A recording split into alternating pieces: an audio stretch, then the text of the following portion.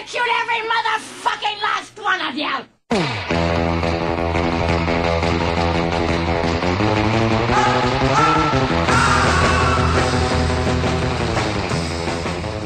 Nós estamos hoje com o novo secretário da nova Secretaria de Segurança, Cidadania, Pedro Montenegro. Como é o nome da secretaria? Direitos Humanos, Segurança Comunitária e Cidadania. Ô Pedro, você estava ocupando um cargo importantíssimo e com destaque nacional do seu trabalho em Brasília. O que fez você deixar Brasília e voltar para Maceió? Olha, esse número assustador da violência, né? Esse número que torna hoje a capital, Maceió, entre as capitais, o número 1 de homicídio. Homicídio, que é o crime mais grave, crime contra a vida, e praticado por jovens contra jovens. Então eu vinha acompanhando com um interesse especial que eu tenho pela minha cidade e vi nos últimos 6 anos como cresceu uma curva que já era ascendente, a violência contra jovens de Maceió. Eu fiquei muito incomodado. Fiz um primeiro apelo ao prefeito Cícero Almeida que você sabe que ele não queria nem aderir ao Pronas. Eu fiz uma carta que publiquei no jornal daqui. Em seguida, essa carta, os seus assessores me ligaram, dizendo que ele queria mudar de ideia. Ele mudou de ideia, aderiu ao Pronas. Depois ele foi avaliando, aprofundando seu entendimento de que ele, como prefeito de Maceió, não poderia ficar ausente do trabalho na prevenção da violência. E aí ele perguntou minha opinião sobre criar uma secretaria. Eu disse que ele estaria em sintonia com o que pensa o governo federal sobre o assunto, que tem estimulado os municípios a criar a Secretaria Municipal de Segurança Urbana, Segurança Comunitária, para que o município tenha um papel, Valmar, que se o município não fizer, nenhuma outra instância pode fazer, que é o papel de trabalhar com a prevenção social da violência. Entregar os órgãos públicos para evitar que o jovem procure a droga e seja tragado por essa violência, especialmente a violência do crack, que é o caso de Maceió. Então, quando ele fez tudo isso, ainda depois que ele preparou a secretaria, ele me convidou, ele apelou ao ministro Tasso, que também que concordou com a indicação, que me incentivou. Depois ele falou com o ministro Vanucci, que era o meu chefe imediato, que também achou que eu deveria votar, e com as condições que ele me colocou, da questão da independência, de tratar essa questão como uma política de Estado, não como uma política de um governo apenas, eu não tinha como dar as costas a isso. Se eu não aceitasse esse convite, eu ia ficar muito mal com a minha consciência. Mas você sabe que os seus admiradores do seu trabalho, da sua pessoa, ficaram assim meio preocupados com a sua vinda para Maceió, como o senhor fosse um elemento de propaganda política ou um instrumento de uma política partidária para a eleição de 2010.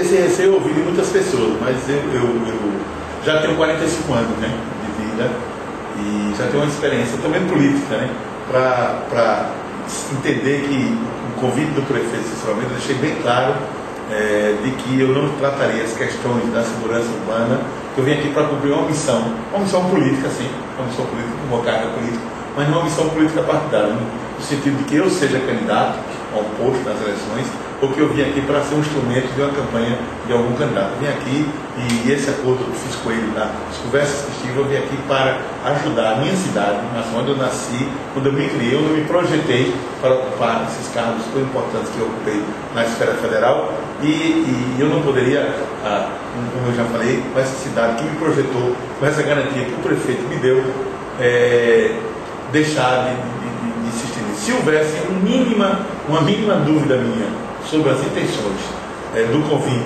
sobre esse receio que meus amigos, meus companheiros fizeram, eu não teria aceitado o convite. Você está sendo muito contundente nessa parte, assim, eu estou realmente satisfeito de ouvir isso, dessa sua independência na sua atuação e na agilidade da secretaria. Como essa secretaria vai funcionar? A ideia principal a secretaria ela é um órgão articulador das diversas secretarias do município com os órgãos do Estado, porque a Secretaria Municipal não trabalhará com a repressão legítima. E aqui eu preciso de um destaque, Valmar, importante, para quem vai ver a entrevista, que durante muito tempo no Brasil, e você sabe disso, existiu um antagonismo entre direitos humanos e segurança pública. Ou se tinha direitos humanos, ou se tinha segurança pública. Hoje, o Pronas, a concepção da segurança pública é que segurança pública é um direito humano fundamental, que só haverá segurança pública com direitos humanos e ao contrário também é verdadeiro, e só haverá direitos humanos com segurança pública para todas as pessoas. Então, quando eu falei que a repressão se funciona no Estado, eu não estou sendo contra a repressão. A repressão é fundamental. O cidadão que teve o seu carro roubado, que teve o seu comércio assaltado, ele tem um direito que o Estado usa a repressão legítima, que prende as pessoas, que pune as pessoas. Porque senão, se não acontece a repressão legítima do Estado, outras formas de punição não acontecem. E essas formas são violadoras de direitos humanos, que é o que acontece, por exemplo, no Rio de Janeiro, que você conhece bem, o fenômeno das milícias, os fenômenos da segurança privada, que já começa a crescer em uma só. E essas formas de garantir a segurança, elas não são públicas, elas são privadas e a margem de possibilidade de injustiça é muito grande. Então, quando eu falei da repressão, eu falei que, constitucionalmente, o Estado é que tem as polícias para fazer esse trabalho da repressão legítima. O município que é que compete?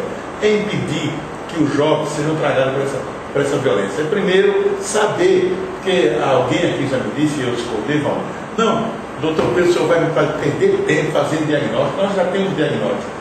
E eu adverti essa pessoa dizendo o seguinte: nós temos dados, nós sabemos quantos jovens morrem por mês, por ano, ao longo de anos, mas nós não sabemos motivos, primeiro, que está levando o jovem a matar outro. Segundo, por que está morrendo? Dizem, a droga, o problema é a droga. Ou será que a droga é um iceberg do problema? Porque outra pergunta deve se fazer: por que um jovem vai para a droga e outro não vai? Aí alguns preconceituosos, eles dizem, é a pobreza. A pobreza não explica crime.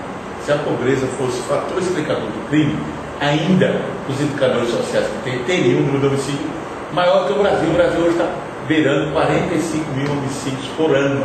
Isso ainda não tem. Então, pobreza não explica crime. Na mesma rua aqui em Maceió, na periferia de Maceió, tem um jovem que foi tragado pelo crack, morando nas mesmas condições de sanitárias, condições de ambientais, condições de falta de cultura, lazer, esporte, e aquele jovem não foi tragado pelo crime e o outro foi. Se a gente estudar por quê, que motivo levou esse jovem não procurar as drogas, talvez a gente encontre, para fazer um paralelo com a saúde, para as pessoas que estão nos assistindo entender melhor, talvez a gente encontre uma vacina que possa ser aplicada a todas as outras pessoas. Qual é o princípio da vacina? Alguém ficou imune ao vírus.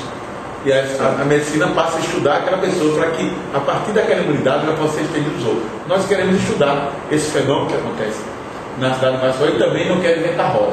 Você que também é um ativista cultural, você sabe que a periferia de Maceió está explodindo, além da violência, também tem uma exclusão cultural riquíssima, de boas, de hip hop, da juventude. Eu estou fazendo um trabalho de visita a esse lugar, já estive ali no Vergel, ali num prédio abandonado da antiga escola Marighella, que pertence ao Estado. Um grupo de animadores culturais ocuparam o prédio e lá tem, sem condições nenhuma, sem apoio financeiro de nada, bom. Lá tem capoeira, lá tem hip hop, lá está tendo boi, lá está tendo teatro, tem shows que juntam 6 mil jovens, sem um centavo público. A mesma coisa ali no Brejal, que no Brejal Bom Parque, se você já entrevistou o Rogério, um grande jovem, um grande artista, ele criou por conta dele um quintal cultural, que todos sábados, só jovens se reúnem. Eu fui no sábado que estava chovendo, as pessoas de guarda-chuva, porque nenhuma aluna tem para cobrir o seu quintal, e aquele jovem discutindo a partir de uma série de peças que ele mesmo criou, discutindo a questão do sociedade de consumo, discutindo qual o valor que o jovem deve perseguir, todas as questões que são centrais para se viver no primeiro momento. Qual é a nossa intenção? Aproveitar essa experiência, dar o apoio que ela é necessário e fazer que essa experiência se generalize pela cidade de Maceió, para a gente criar um cinturão de promoção dos direitos humanos, da cultura, da arte, de valores que dignifiquem a juventude da minha cidade, que está violentamente sendo corrompida pelo tráfico e pela violência. Essa intervenção do Estado, do município, não vai ser prejudicial? Então, talvez eles comecem a se sentir usados de uma iniciativa que partiu deles, o Estado aproveitar essa brecha? Não, nossa ideia é manter a absoluta autonomia do que eles estão fazendo, mas eles precisam sem TV, sem propaganda. Não, sem propaganda, eles precisam disso. Porque, por exemplo, porque se está dando certo sem propaganda, não pode dar mais certo mais rápido. Pode mais rápido. Porque ele não pode fazer mais porque não tem. Por exemplo, o grupo da Vila Maté, para se apresentar lá, por exemplo, no Quintal Cultural, faltou o transporte.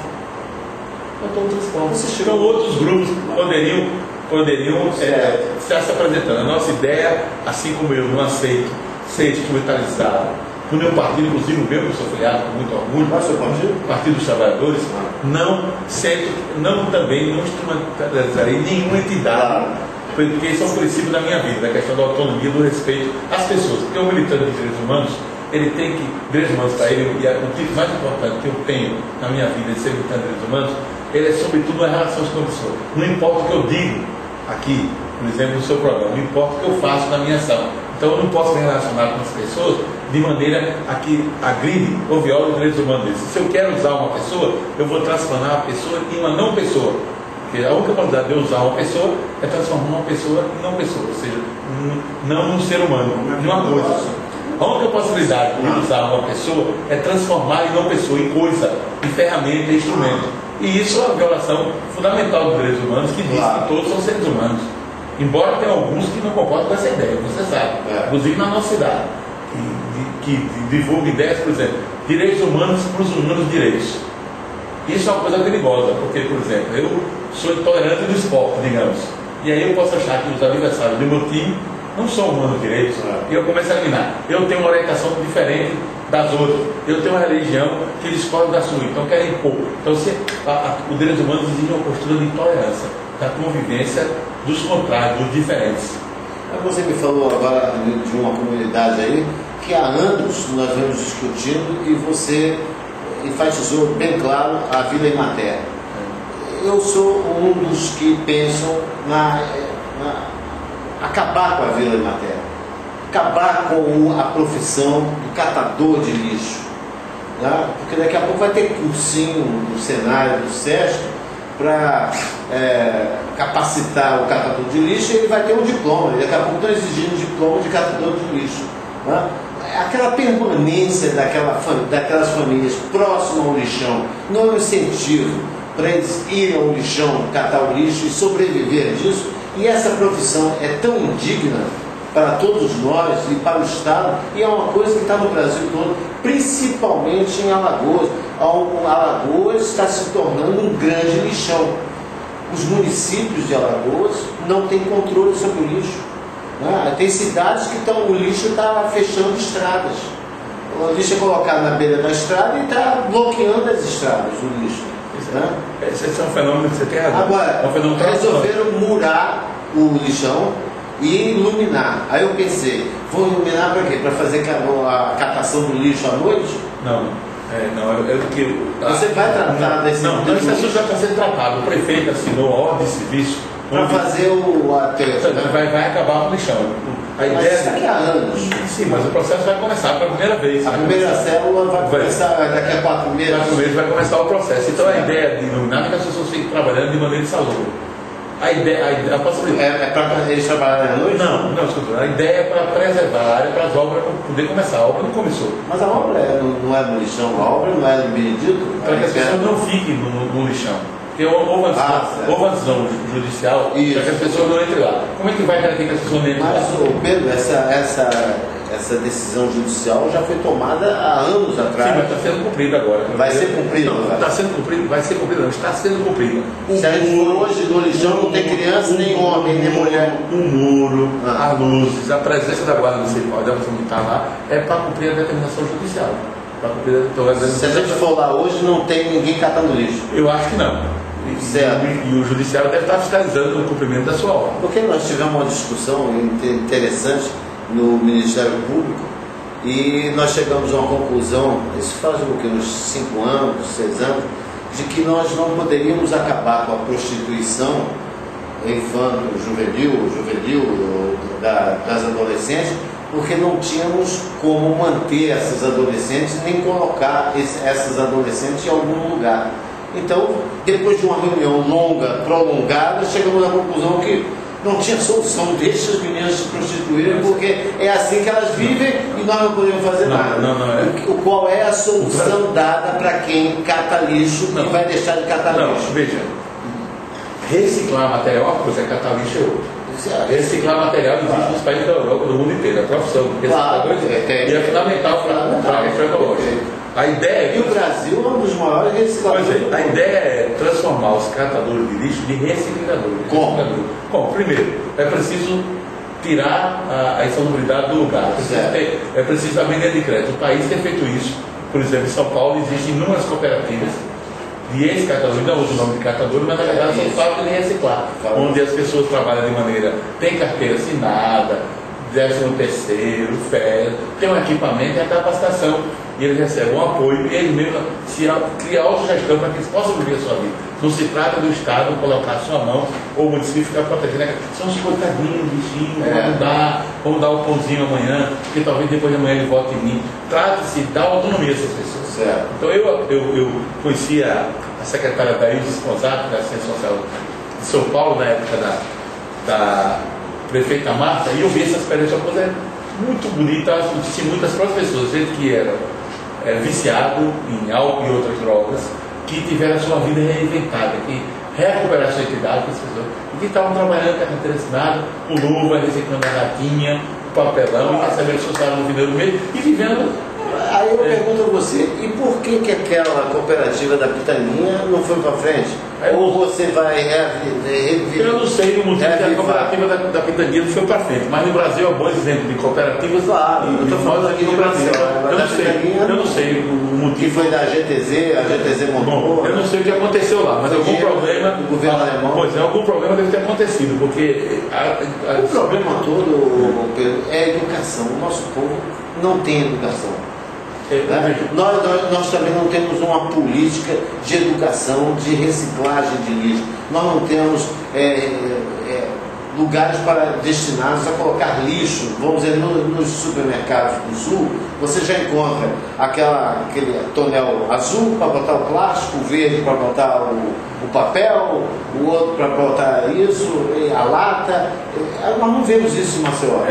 Nós temos um atraso cultural enorme, né? A nossa elite alagoana é uma elite muito atrasada em relação aos valores culturais, aos valores ecológicos, ao respeito ao ser humano, mas as próprias circunstâncias da violência, por exemplo, está criando uma acessibilidade.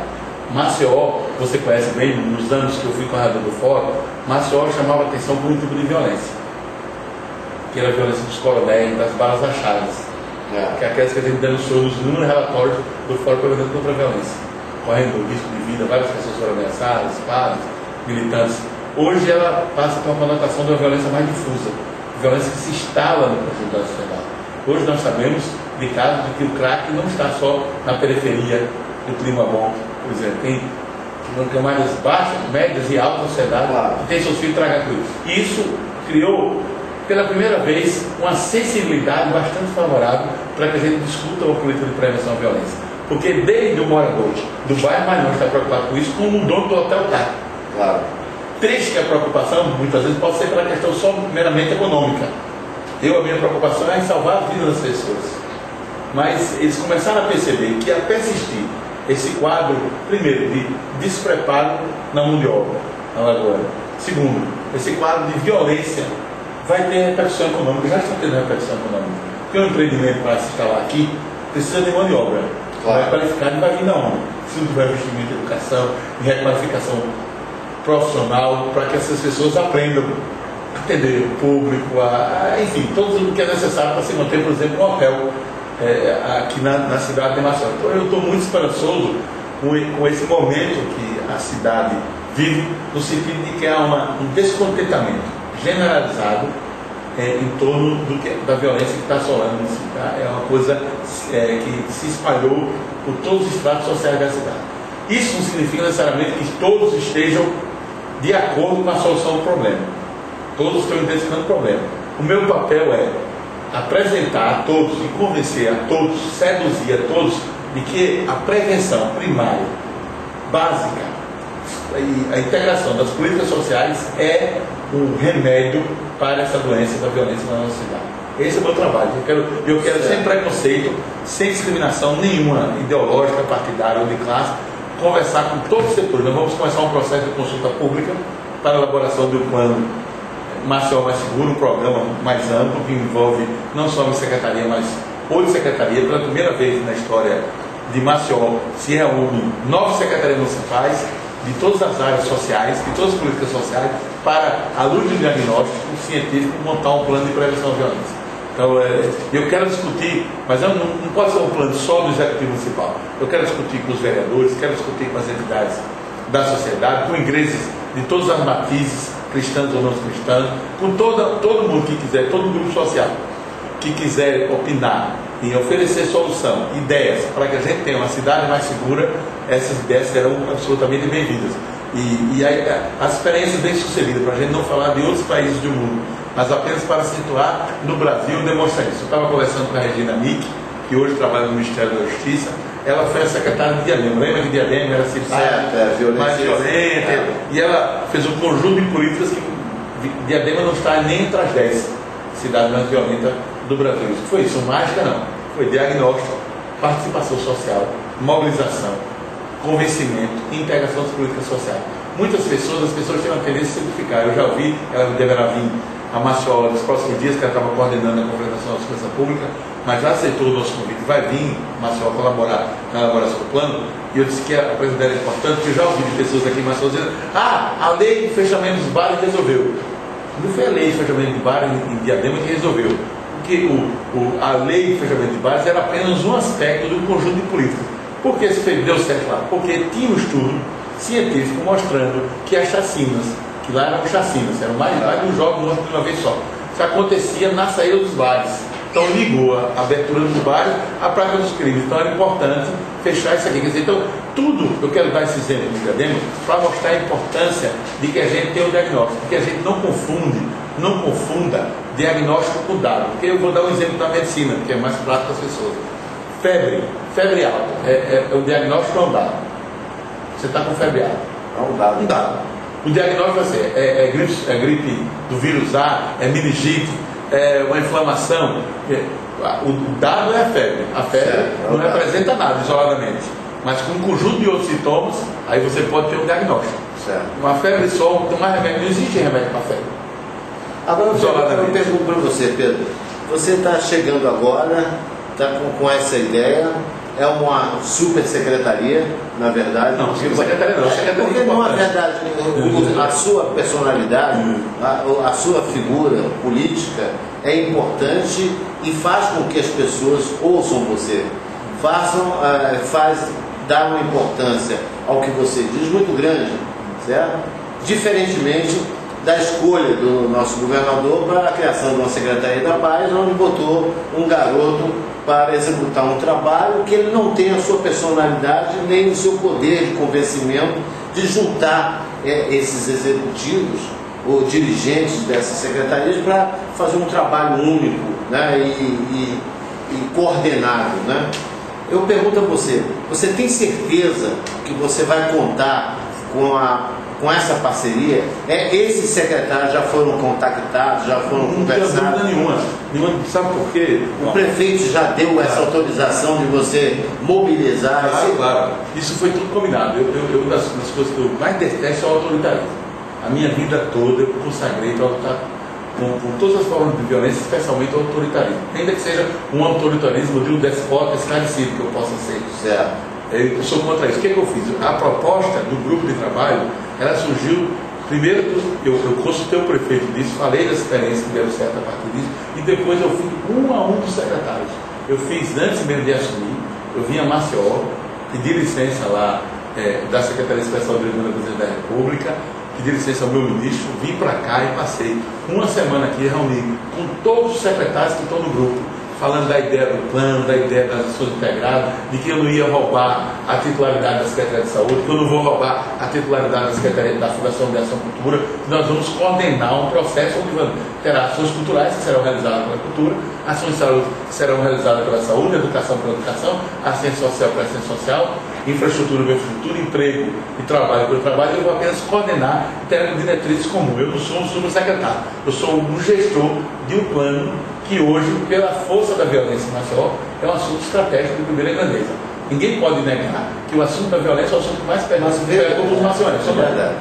O governador pegou esse discurso pelo pé e parece que quer passar a bola e está jogando no colo do prefeito a responsabilidade da saúde em Maceió, né? Entregando, dizendo, não, agora é com vocês. Já que vocês querem tomar conta da saúde? Olha, eu não tenho essa leitura, eu tenho a leitura. Mas ele não, mas declarações. Nem o secretário da Saúde Municipal, nem o prefeito Cícero Almeida quer essa leitura. Eles estiveram juntos, estão discutindo uma parceria na saúde de Maceió. Isso é muito bom. É bom. Eu acho importante, e eu falei com o prefeito, antes de eu aceitar, eu falei com o prefeito que, por orientação do presidente da República, nós todos, especialmente eu que sou alagoano, recebi uma orientação para tratar todos os estados de maneira republicana. Não olhar para o Teotônio Vilela, filiado ao Partido da Social Democracia Brasileira, olhar para o Teotônio Vilela como governador do estado de Alagoas, governador de todos os alagoanos, e tratá-lo na mesma proporção que trataria o governador Binho Marques, o governador do PT do Acre. Então, essa orientação, e ao longo disso, por essa orientação, nós tivemos uma ótima relação com o governo do estado o tempo inteiro, na correção do combate à tortura. E eu disse ao prefeito Cícero Almeida que uma das condições que eu aceitaria a secretaria, assumir a secretaria, era que a gente precisaria manter uma relação absolutamente republicana, que é necessária, com os órgãos de segurança do estado. E que eu queria, com a autorização dele, telefonar ao governador Teotônio Vilela, comunicando a minha decisão de aceitar a secretaria, antes que ele soubesse até pelos jornais, como a maioria das pessoas soube, e dizendo da minha disposição republicana de colaborar com as políticas estaduais de combate ao de fazer uma coisa entrosada com essa política. Isso o prefeito... Qual foi a leitura que você e o prefeito fez da situação da saúde? A leitura é que nós estamos elaborando uma parceria da saúde. Valmar, o presidente Lula disse na abertura da conferência, ele, com aquele jeito próprio dele, ele fala de segurança pública. Olha, essa conferência inaugura finalmente um novo modelo. Nós passamos anos discutindo se o problema da segurança pública era federal, estadual e municipal. E vocês estão dizendo nessa conferência, e eu estou dizendo que o problema da segurança pública é federal, estadual, municipal e de vocês de sociedade. Chega de ficar em discussões determinadas de que é a competência. O povo não quer saber isso não. O povo quer saber? Não. Lembra que também tem uma discussão aqui na área da saúde, dizendo, você está falando da área da saúde, se o mosquito da dengue era municipal ou estadual. Até resolver isso que aconteceu. A dengue virou uma epidemia, pessoas morreram no Brasil por causa da discussão. Nós não queremos fazer essa discussão. O município tem um papel? Tem. O Estado tem um papel? Tem. A União tem um papel? A sociedade tem. Todos têm que fazer o seu papel. Porque nessa questão da prevenção, a União também tem, não só o recurso que o governo federal tem colocado aqui no PRONAS, que tem sido generoso para o Estado de Alagoas, quando o Estado vai receber o recurso do Programa Nacional de Cidadania, não só isso, mas também no sentido de trancar. Nós sabemos que em Alagoas não se produz a pasta básica da cocaína. Ainda. E que o crack é o substrato disso. Então tem alguém que está trazendo isso para Alagoas. E não é aquele traficante lá do Bolão, ou do Jacintinho, traficante de gás, que pegaram com 20 pedras de crack, que é o grande traficante com a sandália havaiana, com a camisa rasgada, que aparece na televisão. É o traficante, não é? Esse traficante que está trazendo, ou esses traficantes que estão trazendo agora para cá, usam terno, paletó, e se morar em Maceió, vai morar na conta dele.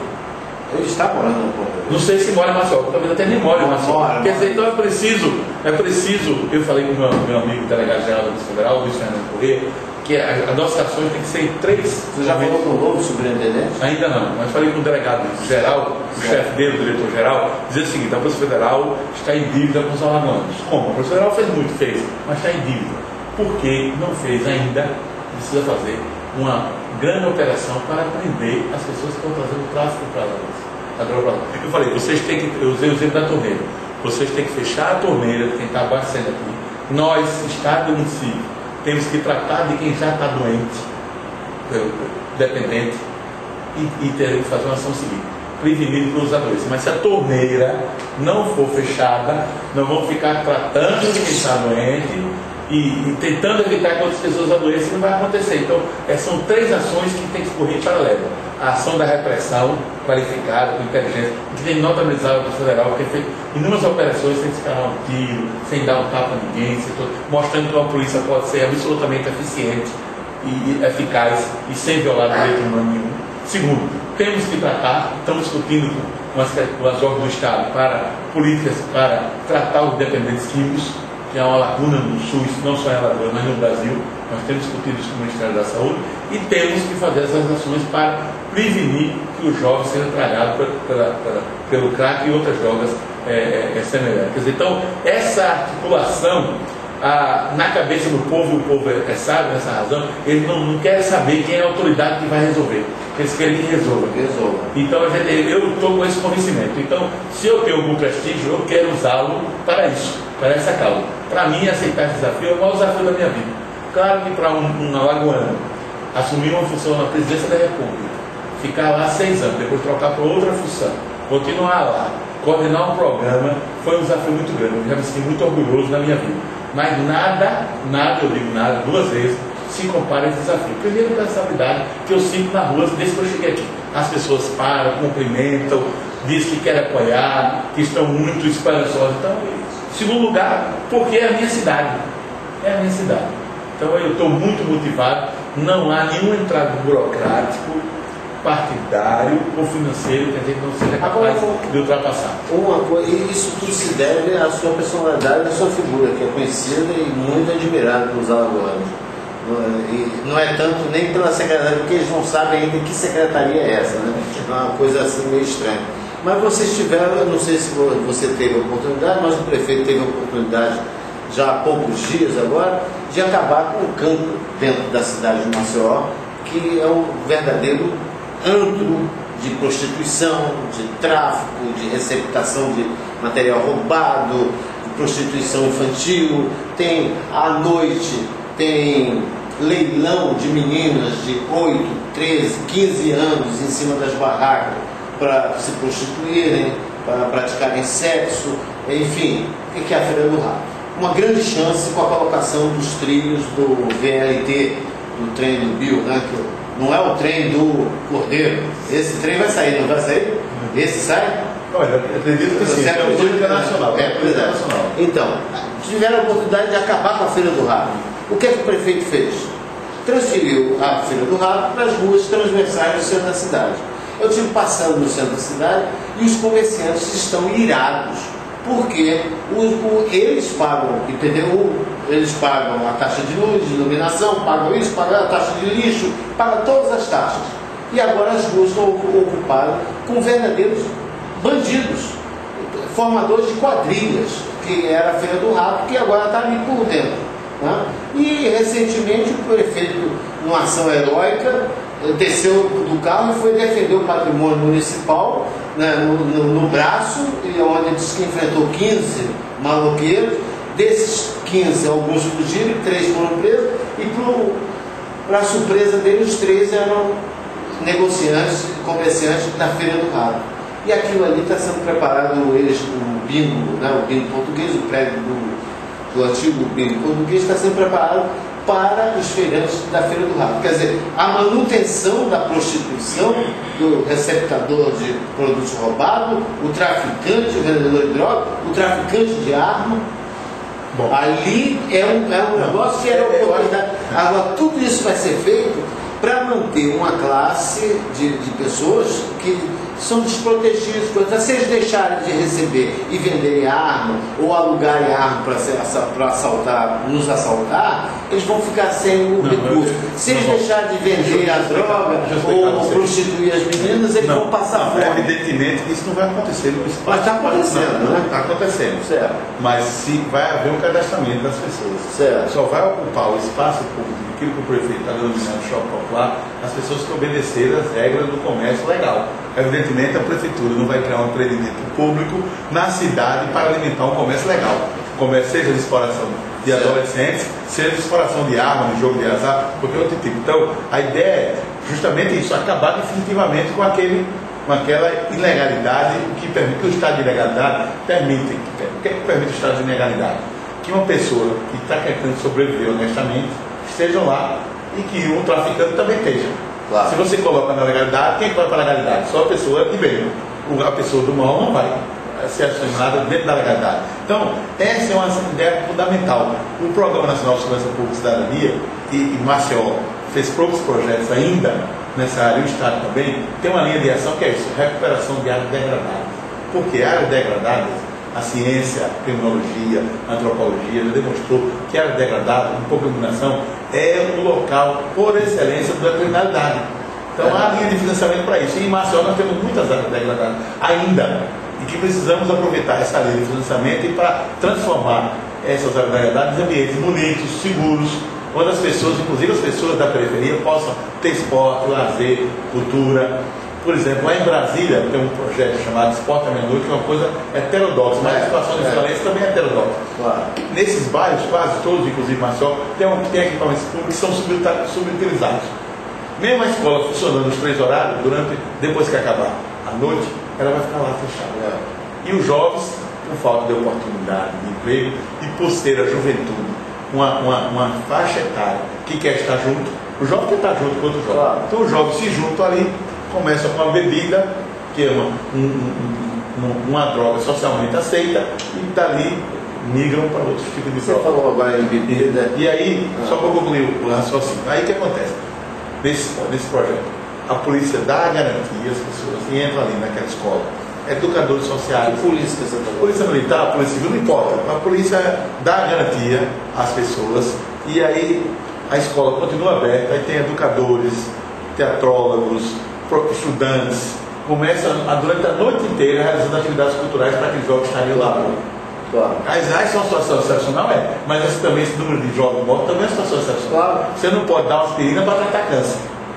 O câncer tem que ser tratado com a gravidade que ele é. Então, a ideia é boa. Então a gente está vendo essa ideia para que a gente, dentro desse plano, a gente possa ter isso em algumas áreas. Porque isso, quando foi aplicado, por exemplo, em alguns bairros da Ceilândia, que é uma cidade do entorno do Brasil, das mais violentas, diminuiu drasticamente a violência. Com o tempo, aquele jovem, por exemplo, que fez um curso de madrugada, um curso, por exemplo, de informática, para ser operador de telemarketing, uma das profissões que tem crescido, ele saiu dali com emprego, com estágio, mudou a perspectiva de vida dele. Claro. Quer dizer, então, esse tipo de trabalho inteligente, da prevenção social, é que nós precisamos fazer aqui em Maceió, potencializando coisas boas que já existem e fazendo os outros que não são feitos, mas que são necessárias para que a gente reduza esses índices de violência. A ideia é boa, a prática que vai ser difícil. Então o que eu quero fazer? Como as pessoas têm essa dificuldade do São Tomé, e os jornalistas, por sua excelência, são todos eles discípulos do São Tomé. Você também. Só acreditam vendo, nós queremos. Se as condições permitirem, você já está visualizando. Não, visualizando isso não. É o seu sonho. O seu sonho, então. O meu sonho, que eu quero ser o sonho da cidade de Maceió. Então, por isso, é justamente por isso que eu quero, ainda esse ano, se as condições permitirem, escolher 2 lugares para fazer um piloto. Simplesmente uma demonstração do que pode ser o que nós vamos executar no outro ano. Porque nós já estamos em setembro, nós vamos poder fazer um plano somático para em setembro começar um plano agora. Então nós vamos trabalhar construindo o plano e paralelamente a isso, ante a ansiedade legítima da sociedade, a descrença da sociedade também é legítima. Não estou dizendo que é legítimo, não. Tudo isso é legítimo. Eu quero apresentar 2 pilotos para que a gente se vire, por exemplo, esses pilotos terão o mesmo papel que, segundo os relatos da Bíblia, teve a chaga de Jesus. Para o São Tomé botar o dedo lá e dizer, não, realmente é você, Jesus. Você existe. Para as pessoas têm essa dentro desse seu sonho, aonde entra os meninos de rua? Os moradores de rua. Pois é, de uma maneira geral. Quer dizer, então nós temos. Os moradores de rua em geral. Nós não podemos ter uma cidade segura ignorando essas pessoas. Nós não vamos fazer a política que já foi feita aqui em vários estados, em outros países, de pegar essas pessoas, botar nome e mandar para as cidades. Isso não existe, né? Mas é o que o interior faz para cá. Quer dizer, então a gente precisa, com educadores, com pessoas que saibam, conheçam o universo dessas pessoas, fazer um processo de reinserção dessas pessoas. É muito difícil, por exemplo. Em São Paulo, por exemplo, eu conheci o trabalho feito com moradores de rua, a prefeitura na época da Marte investiu muito nisso e muitos deles não querem mais sair da rua. Por exemplo, a prefeitura de São Paulo tinha um albergue de excelente qualidade, vários albergues, e as pessoas insistiram em dormir da rua. Mesmo naquele período que você lembra que morreram, mataram o morador de rua. Eu estive lá em São Paulo acompanhando aquele caso pessoalmente. E nós fizemos uma ronda municipal para convencer o morador da rua a não ficar na rua, porque ninguém sabia se aquilo era uma coisa de neonazista, se ia ter mais ataques daquilo, ou se aquele primeiro ataque ia criar outros ataques, porque nós vemos sociedade doente, né? A nossa sociedade brasileira é uma sociedade doente, tem de tudo. Então, se um maluco resolve matar e tem um movimento para matar o morador de rua, provavelmente todos os malucos poderão seguidos. Então, como a gente não sabia a dimensão disso, o primeiro momento, além da investigação, era tentar tirar as pessoas dessa situação de fragilidade. E os educadores, os assessores, conversando, as pessoas não queriam ir. Mesmo como naquela esquina, tendo morrido uma pessoa, na outra esquina, tendo morrido outra pessoa. Quer dizer, é um trabalho difícil. Mas isso é uma questão, inclusive, dentro dos Estados Unidos, em Nova York, existe esse problema. Tem um morador de rua, mas ali na esquina tem um albergue montado para recebê-lo. Um dia ele vai procurar o albergue. Exato. O que não pode é fechar o albergue. Não, até porque não tem o albergue. Não, exato, isso é verdade, muito bem colocado. Porque nós temos oferecido porque um vão, mas algum vão. Se 2 ou 3 forem de 5, está ótimo, porque são vidas. Nós estamos falando de vidas. Nós temos que acabar de entender, nós temos que perceber, os gestores públicos, que por trás das cifras frias, dos números que falam de 90 homicídios média por mês de Maceió, são vidas que estão se perdendo. São mães que estão chorando sobre seus filhos que morreram. E a gente sabe que a perda de um filho de maneira trágica, a interrupção de uma vida na juventude, cria sequelas que passam de gerações para gerações.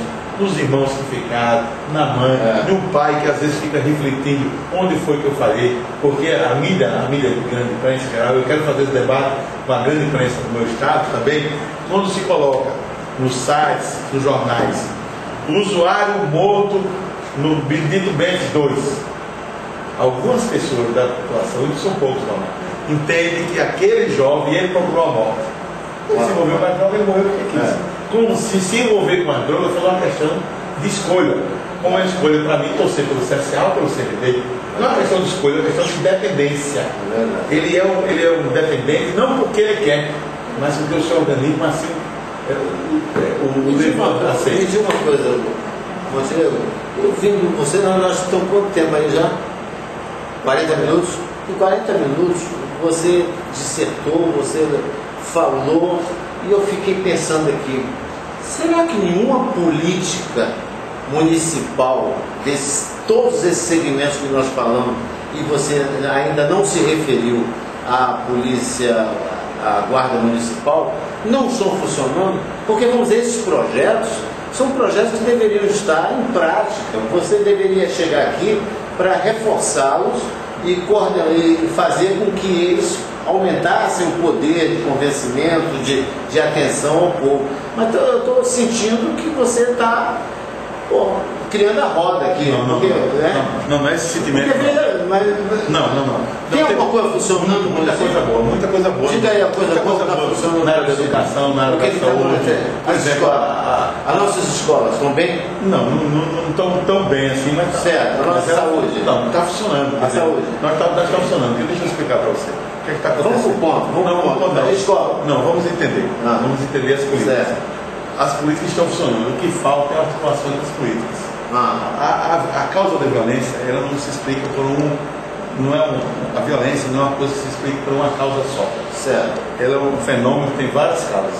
Se a resposta a esse fenômeno, que tem várias causas, for dada por uma causa só, ela vai fracassar. Certo. Por isso que, apesar do esforço da educação, da saúde, da assistência social e da sociedade civil também, que tem feito isso para parte, não se percebe o resultado, porque eles estão atuando de maneira isolada sobre um fenômeno que é muito causal. O que é que eu vou fazer? Inventar a roda não. Eu vou articular as ações que já existem, aperfeiçoar as que estão defeituosas e criar outras que não existem também, para que a gente atue de maneira integrada. Por isso que eu disse, uma das primeiras frases que eu disse nessa entrevista foi que a minha secretaria ela tem pouco de execução direta.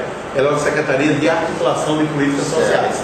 Então, o que existe é, se você perguntar aos profissionais da educação, eles acham que estão fazendo muito, estão cansados e até adoecendo.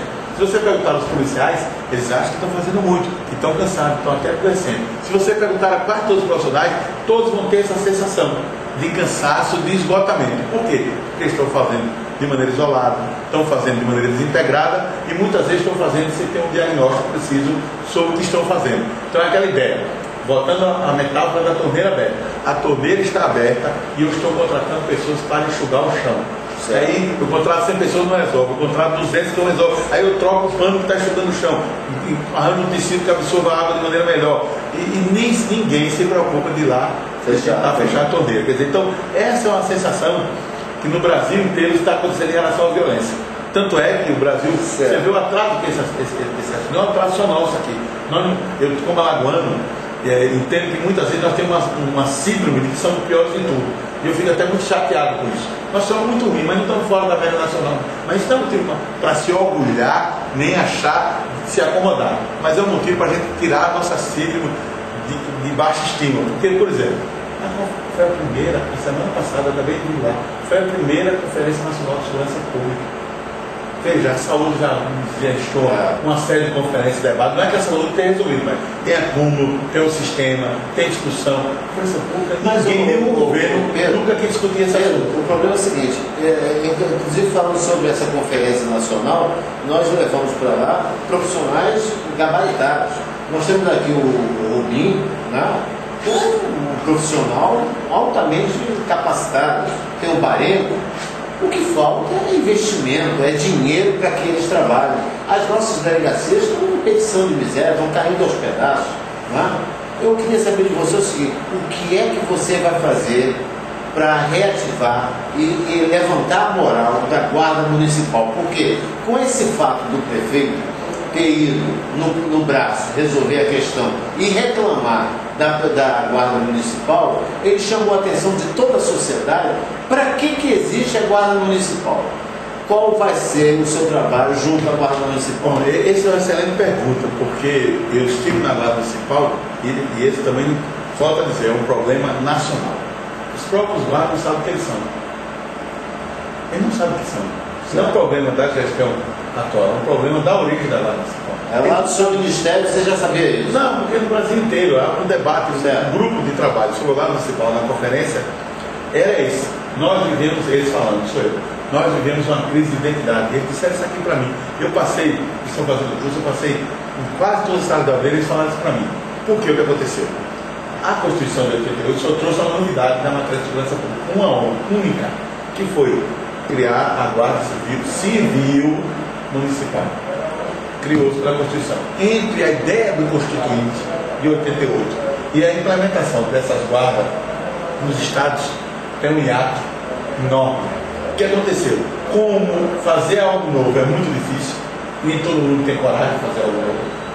Todo mundo, até na vida pessoal da gente, você nunca fez uma coisa e chama você fazer, você fica bem seguro. O que é que você vai fazer? Você vai tentar, na sua memória, sem perceber, encontrar uma experiência parecida.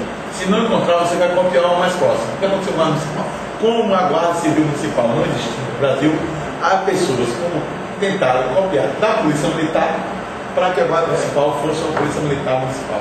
Isso criou aí um choque, porque como eles não podem ainda andar armados e como eles não são responsáveis pelo policiamento defensivo, eles ficaram se sentindo pessoas de segunda categoria. Não é à toa que em Maceió e no Brasil nós temos muitos guardas municipais doentes, em razão dessa, porque não há nada mais difícil para o ser humano do que a sensação de que ele faz seja inútil.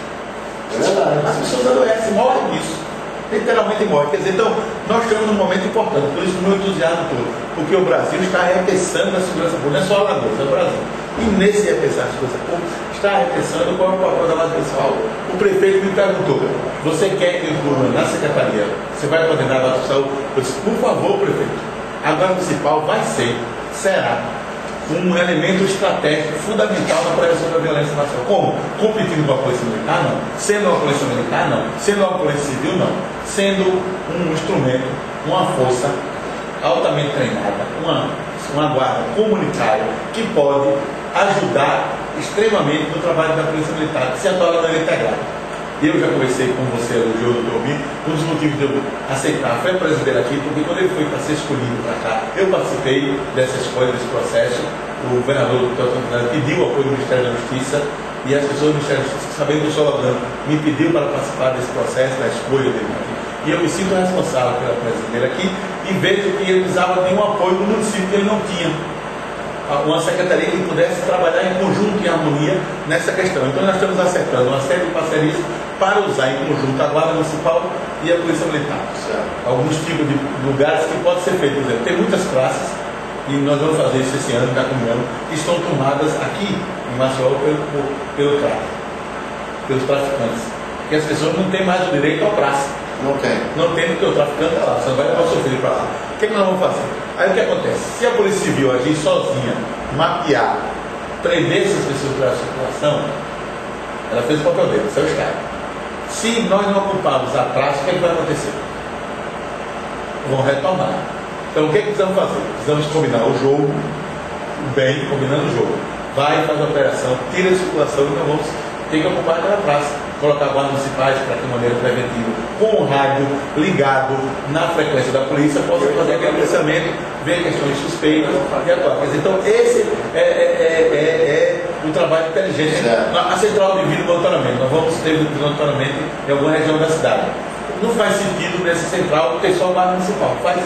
Temos que botar a gente da Polícia Civil, para que ali, vendo as imagens, as pessoas possam acionar conforme a natureza do delito, do crime, a gravidade. Quer dizer, então, esse é o trabalho que nós queremos fazer. A Guarda Municipal terá um papel. Ela não será a Polícia Municipal. Nós vamos, por exemplo, primeiro, essa semana ainda, vou publicar uma portaria criando uma comissão enxuta para fazer um código de ética da Guarda Municipal, que a Guarda Municipal, não sei se você conhece, tem um regulamento disciplinar. Não conheço. Não, tem um regulamento disciplinar que nem a Polícia Militar de Alagoas tem, de tão truculento, autoritário e arcaico que ele é. E isso cria uma satisfação muito grande. Como os guardas municipais são servidores civis não tem regulamento disciplinar. Regulamento disciplinar é coisa para o Exército, para a Polícia Militar. Ele precisa ter um código de ética. Um código de ética que vai ser duro, rígido, com a corrupção, com a negligência. Mas, ao mesmo tempo, esse código ético vai garantir ao guarda o direito à defesa, ao contraditório, de não ser punido de maneira aleatória. Hoje, no guarda municipal mesmo, que faltava pelo regulamento atual, se ele faltar um dia de serviço, se ele faltar, não justificar, é considerado falta grave. Isso é um absurdo. Com isso, o que está acontecendo? O governo federal tem um programa chamado Bolsa Formação, que paga R$400 para os guardas municipais para fazer curso. Você paga, é pago para estudar, não paga para estudar. E eu tenho na minha guarda municipal ainda, que nós estamos revendo isso, guardas municipais que estão impedidos de ter acesso a esse benefício porque o Ministério da Justiça exige para o Conselho de Segurança Pública ter acesso a esse benefício que ele não tem nenhuma falta grave. Então, se ele faltar um dia, ele está perdendo uma bolsa de 400 para o ano inteiro. Fora o dinheiro, que ele pode fazer o que quiser com o seu dinheiro, o importante é que nesse ano inteiro ele vai ter curso de mediação por conflito, direitos humanos, uma das melhores pessoas nessa área. Eu, modéstia à parte, colaborei no módulo de direitos humanos, eu dou aula lá, e mostra também, de uma certa maneira, como a nossa polícia está mudando. E eles são voluntários. O Ministério da Justiça oferece um cardápio de opção de curso. E você sabe, Valmar, o curso que todo ano é o mais escolhido pelos militares, pelos policiais civis, pela Guarda Civil, por exemplo, sabe qual é? Direitos humanos, que mostra um entendimento que esses processos de segurança pública estão começando a ter, que direitos humanos é a única possibilidade de serem valorizados. E que direitos humanos é a única possibilidade de que ele tenha uma profissão digna, respeitosa, que ele seja respeitado pela sociedade, que ele possa ser amado, não temido. Aquela ideia de uma polícia que o povo tem medo, já passou. Você vê que uma coisa que funcionou, que eu senti a diferença, eu acho que toda a população sentiu, foi a superação da SMTT, os seus policiais da SMTT, junto ao povo alagoano. Tomaram a frente do Detran, hoje são muito mais respeitados, têm uma atuação atuante, eles multam, eles verificam, eles educam, eles param o carro, eles fazem um trabalho que o Detran estava negligenciando e muito, né? E eu estive conversando a semana passada com o Coutinho e eu senti que a SMTT está com uma função específica e está executando um trabalho excelente, né? Fundamental. Com os profissionais, com a autoestima lá em cima, né? Esse é a autoestima que eu quero segurar na municipal. Não adianta querer a ferro e a fogo em duas coisas. Não adianta. Numa empresa privada, se as pessoas estiverem com baixa estima, vai falir. É verdade. As empresas privadas investem na estima das pessoas, não é porque o dono da empresa privada é ser militante de direitos humanos, não. É porque ele sabe que se não fizer isso, a empresa dele quebra. É verdade. Vai quebrar. E a segurança pública no Brasil já quebrou. Falta parar de dizer isso, porque um desempenho desse, vamos pensar no desempenho da empresa privada. 45 mil homicídios por ano. Em Alagoas, dado o Conselho de Segurança Pública, apresentado no reunião, de 1.300 homicídios, 300 inquéritos. Vamos olhar o custo-benefício. Se for calcular, se usarmos a aplicação do custo-benefício da regra da empresa privada à administração pública, esse negócio faliu. Não adianta manter esse negócio. Então, é preciso ter entendimento, é preciso repaginar isso. Não se trata, como diz a palavra de Jesus, de colocar remendo novo em calça velha. O que acontece? A calça rasga do mesmo jeito. Jesus já falava em calça? Falava em calça? Falava em calça. Não adianta botar pano novo em calça velha. Eu vou falar de uma coisa que eu já discuti isso há tempo, tem publicado, inclusive tem reportes nos jornais onde eu discutia muito isso, e eu acho que chegou a hora agora com você de colocar em prática, que seria a ocupação social das favelas e grotas de Maceió. Isso não é uma boa ideia, não? Efetivamente, o Estado, o município se fazer presente dentro da comunidade, que hoje o Rio de Janeiro está fazendo, mas com um atraso de 30 anos. Pois é. Hoje já está difícil. Pois é. Mas você veja, mas mesmo assim deu certo. Você veja, Está dando certo. Está dando certo. Está dando certo. Dona Marta é uma coisa extraordinária. Eu quero levar até um projeto de lá. Exatamente. Eu já tive a oportunidade de ver lá. Ocupação social. O que fizeram? Primeiro, aquilo que eu chamei de repressão inteligente ao crime. Mapearam o tráfego de Dona Marta, as entradas e saídas, fizeram uma operação cirúrgica, não trocaram um tiro com ninguém, prenderam os traficantes, afastaram. Criaram lá o que eles chamam uma unidade da polícia pacificadora. E emblemático que a comandante dessa unidade é uma mulher, uma capitã. Então a polícia fica mantendo os acessos do local para quem votar.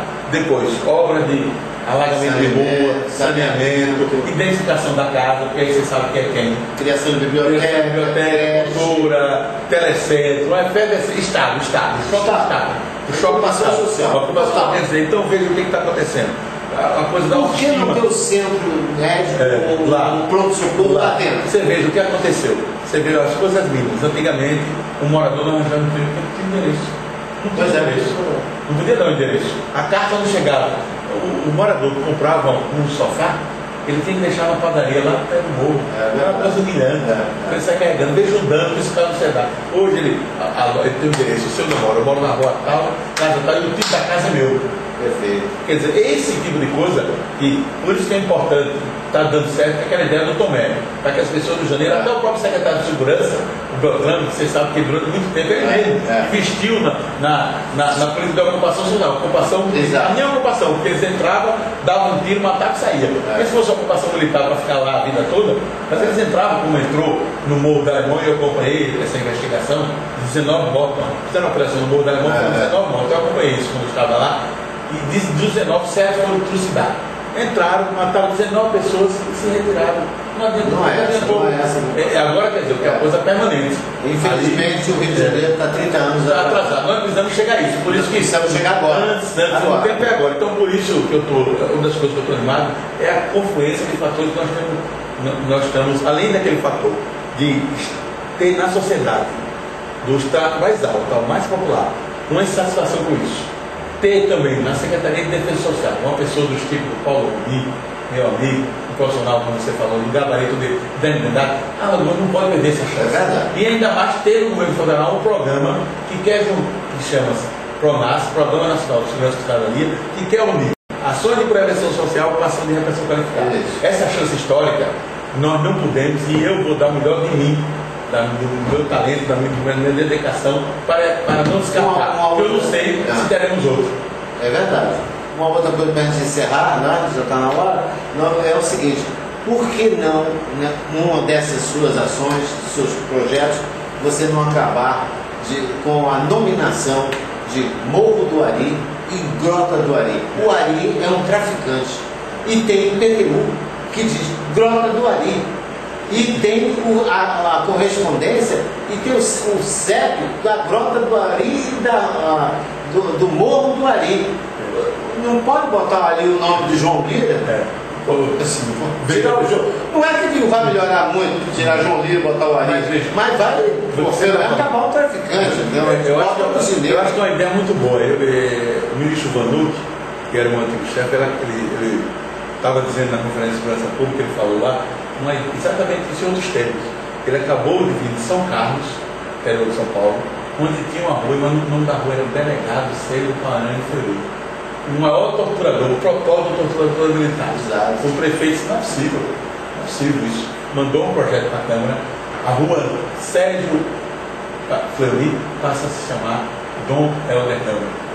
Então vamos transformar o Dom Helder Câmara, Zumbi e outros alagoanos em Eu fui me lembrar até, eu fui até desculpa eu ter lembrado o nome do... Não, mas todas as outras pessoas pacifistas, qualquer pessoa...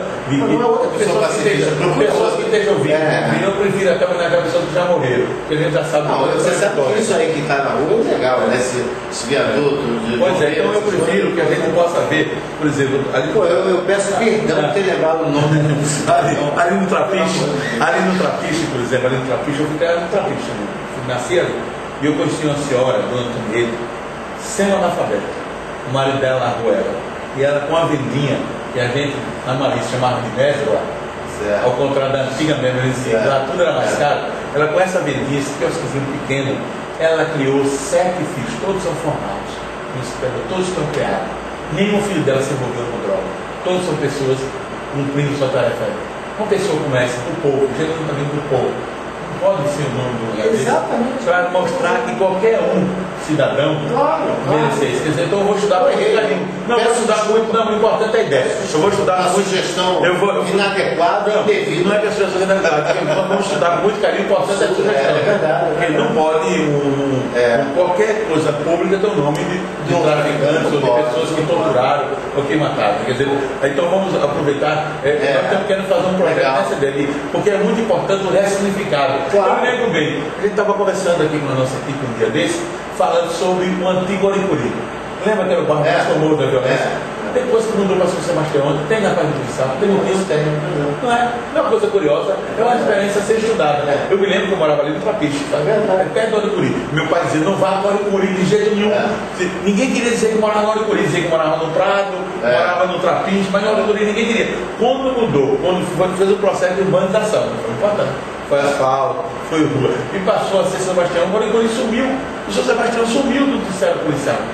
Você vê que isso funciona, porque agora o prefeito criou um conjunto residencial, a cidade Sorriso. Ficou uma coisa bonita. Para a gente precisa ser, né? O meu sonho tomara que seja um conjunto habitacional de felicidade, que faça as pessoas... O desejo é isso, o desejo é isso. Que bom isso. Pois é. Olha só, foi muito bom, tá? Desculpa ocupar tanto o seu tempo, mas a minha expectativa com relação ao seu trabalho era isso que eu queria ouvir de você, certo? Eu acho que você vai ter uma luta muito grande pela frente, muita resistência, mas você é um lutador, você é um guerreiro, não é um guerreiro alagoano, não dizem que em Alagoas tem muitos guerreiros, né? Você é um guerreiro alagoano, com certeza você vai ganhar essa Eu que agradeço, Valmar, a sua entrevista, o seu caráter irônico e crítico é importante, porque faz que a entrevista possa fluir de maneira natural e espontânea. E quero pedir muito a você, não o apoio a mim, mas o apoio a essa iniciativa. Então é importante, quando elas começarem esses pilotos, que você vá lá, para você ver, para você divulgar o que está acontecendo. Eu quero deixar bem claro, Montenegro, que tudo isso que nós estamos aguardando se deve à sua pessoa e ao seu nome. Você está jogando a história da sua vida nesse seu trabalho. Isso aí é importante você saber disso. Porque acreditar em projetos, nós estamos tão... Pois eu quero. Sabe jeito de acreditar? Nós estamos acreditando no Pedro Moisés. Por isso que eu estou, para continuar acreditando, eu peço a você que quando a gente começar o nosso projeto, você vá lá, para não aqui entrevistar mais, não vai entrevistar quem está participando do projeto. Com certeza. Para que a gente possa fazer o efeito multiplicador. Para a gente sair do círculo vicioso, que é esse que nada acontece, para o círculo virtuoso onde tudo acontece. E tudo acontecer é ter as pessoas de Maceió o direito à cidade. As pessoas de Maceió hoje não têm o direito à cidade. E o direito à cidade é um direito humano fundamental. E eu tenho certeza que você, quando olhar e não vislumbrar um horizonte que favoreça o seu trabalho, você vai pedir o seu bonezinho e vai sair fora.